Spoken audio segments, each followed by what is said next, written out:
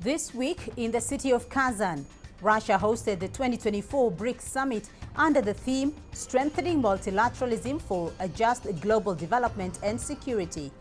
The Kremlin has called it one of the largest scale foreign policy events ever in Russia, with more than 20 heads of state in attendance. The Kazan Declaration from the summit reiterated, amongst other things, the principle of African solutions to African problems. So this week on the program, we look at the key outcomes of the summit and what they mean for Africa.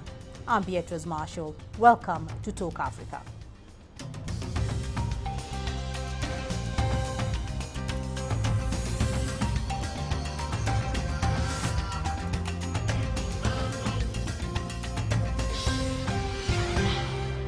Well, joining me now to unpack the 2024 BRICS Summit are from Cape Town, Sanusha Naidu, BRICS expert and political analyst at the Institute of Global Dialogue, and in Nairobi, Professor Fadhel Kaboub, Professor of Economics at Denison University and President of the Global Institute for Sustainable Prosperity. Welcome all to the program. Professor Kaboub, the key highlights for you. Well, thanks for having me on the show. I mean, the first thing that's important to highlight here is just the symbolic nature of this meeting in Russia, which is to say that, given the sanctions that have been imposed on Russia and the explicit attempt by the US and Western Europe in particular to isolate Russia, the optics of this meeting was just the exact opposite. That Russia was not isolated. Russia was actually part of a much larger global majority, economically speaking, that is actually thinking about a new vision for a multipolar world. That's the first thing. The second thing is about the meeting itself and the vision that BRICS is putting forward. To be very honest, the aspiration is there. The clarity of vision is not necessarily there in terms of the practical steps that need to be made in order to create this new multipolar world order. The steps necessary to truly de-dollarize the global economy is not completely there, and I'm happy to elaborate on what that means. And then from an African perspective, yes, the African continent is increasingly more visible and present within the BRICS system, but we don't see yet an African vision of how to use its new economic relationship with the BRICS blocs in order to truly transform the African continent. The aspirations are there, but the practical steps are still missing. So I want you to elaborate a little bit, Professor Kaboub, on that specific issue of the aspiration is there, because BRICS was holding its 16th summit to date. Over the last 16 years, how much progress and in which areas has progress been made? A lot of the focus is on the currency that will replace the dollar. And I would argue that the currency is the least important component of the de-dollarization process, because to have your own currency is important, but it doesn't really do the hard work of structural transformation. Kenya, for example, has its own currency. It doesn't mean that it has a high degree of monetary sovereignty or economic sovereignty. So for the African continent in particular, we've been assigned a particular role since colonial times, and unfortunately we still play this role to this day. Number one, we're supposed to be the place for cheap raw materials for the industrialized world. We still play this role. Number two, we're supposed to be the consumers of industrial output from the global north.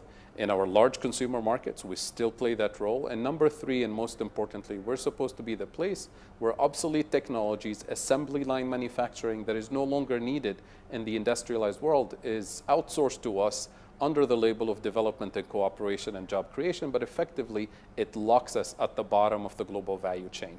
So these three colonial roles are still played by the African continent. So until BRICS recognizes that it needs to undo these structural colonial traps, the process of de-dollarization cannot happen. And that's why the missing part of the BRICS vision is a true industrial policy, joint industrial policy, that will completely transform the economic role of the entire bloc we're going to talk about de-dollarization a little bit more. I want to continue on this multilateralism issue for a little bit. And Professor Kaboub, a joint communique was issued at the end of the summit, and it affirmed that we now live in a multipolar world because other new centers of power have emerged. Which centers of power have emerged, and do you agree that we now live in a multipolar world? No, we're not in a multipolar world yet, and I would argue that no multipolar world can be born without the African continent being repositioned away from the bottom of the global hierarchy, economic and geopolitical hierarchy. A multipolar world can only exist with Africa being at the center of a new multipolar world. So that repositioning of Africa requires industrialization, requires development. And when we talk about industrialization, unfortunately, most countries and most people think industrial policies at the national level. And that is not going to succeed because our countries are small and don't have what we call economies of scale, which is required for industrialization.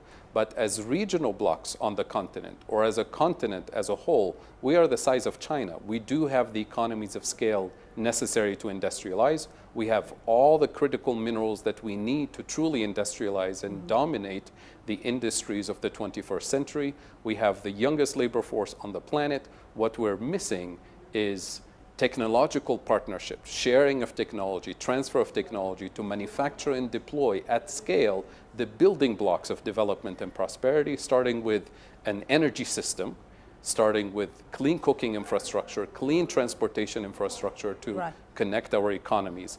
That is the missing part of the BRICS conversation.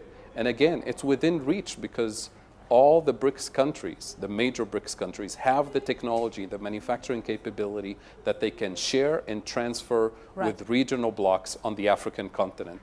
With that transformation, we can reposition the African continent at the center of a new multipolar world where we can become the arbiters of peace and security and development and cooperation and under a new international economic order. That is the missing part. All right, we're going to take a short break now, and when we come back, we will look at what some of the BRICS Summit outcomes mean for Africa. Do stay with us.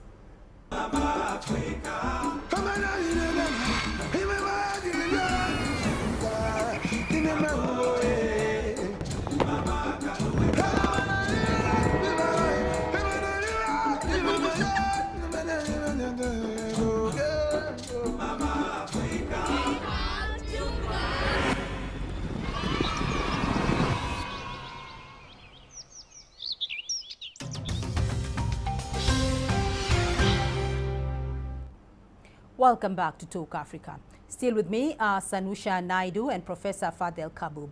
Now, before the break, we looked at some of the outcomes of the BRICS Summit. Let's now look at whether they provide solutions to some of Africa's challenges. Professor Kaboub, Russian President Vladimir Putin has called for an alternative international payment system. What are the regular concerns for developing countries when it comes to the current international financial architecture? From a global South perspective, from an African perspective, this global economic architecture was not designed by us, was not designed for us. It was designed during colonial times for colonial purposes. And colonial purposes were extractive, abusive, hierarchical. They were not designed for development or justice or SDGs, Sustainable Development Goals, or even democracy, right? So why do we expect all of our goals today to be achieved under such architecture?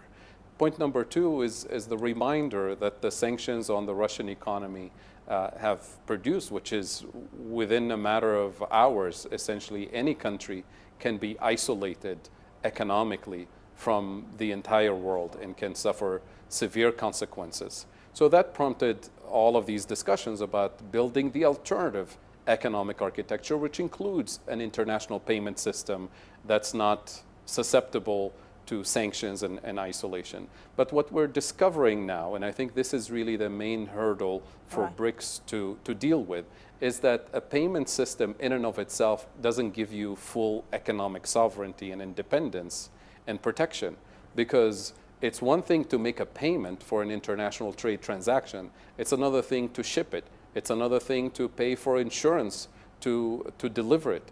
It's another thing to produce the actual building blocks of development and prosperity, meaning investing in food sovereignty, at least at the regional level, right. investing in energy sovereignty, and investing in technological sovereignty, so you're not dependent technologically on resources from outside your regional bloc.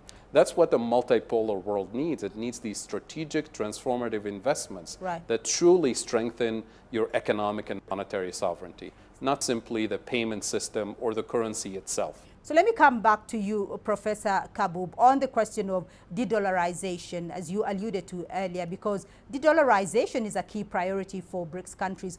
Why does this seem particularly urgent at this moment, and how much progress has actually been made in the search for an alternative currency of trade? It's really about the real economic productive capacity of countries involved in this trade.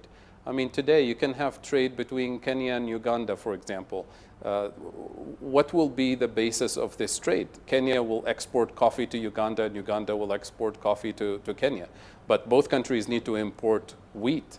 Both countries need to import technology. Both countries need to import maize. And this is where the continent as a whole, not having food sovereignty, means that we can't de-dollarize our economy yet.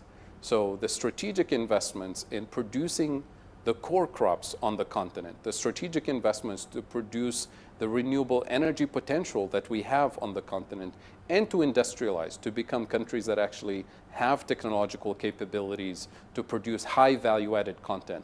Once you do those three core components, you've already de-dollarized your economy, and you can start using any regional currency you want, whether it's BRICS or whether African currencies. So that's why I say the process of de-dollarization requires strategic investments and cooperation.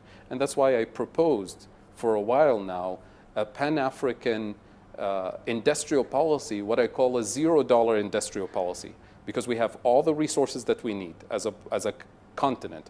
Right. But if we have a partner from the BRICS, such as China, for example, right. that will share its technology as in joint venture for this joint industrial policy, you need $0 for the industrial policy. And once you start manufacturing and deploying the building blocks of development and prosperity, and once you start investing in food sovereignty, which doesn't require external financing, then you've already de-dollarized your economy, and you can move forward with a higher degree of economic and monetary sovereignty. Right, so I'm going to get your final remarks, and let me start off with you, Professor Kaboub, because with more talks about expanding the group to include other emerging economies, what does the future hold for BRICS? Well, there's a clear imbalance that's building up within the new BRICS system, which is still the dominance of major countries within BRICS. And the newcomers are coming to an existing mechanism that already has an agenda that's in motion. And it doesn't mean that we disagree with the agenda as new members of the BRICS, but we're not part of the structural transformation vision that is required for repositioning the African continent. And part of the blame is to be put on the African countries that did not do their homework and pre-design their own structural transformation and enter within BRICS, enter within the G20 with a vision of transformation and with a set of demands for cooperation and partnership. It's as if we're expecting BRICS to come fix the African continent or the G20 to come fix the African continent. It's just not going to happen. This is our responsibility to design our own vision. And if you don't have a long-term strategic vision for yourself, I guarantee you're already part of somebody else's strategic vision, whether it's BRICS or G20 or any other economic bloc.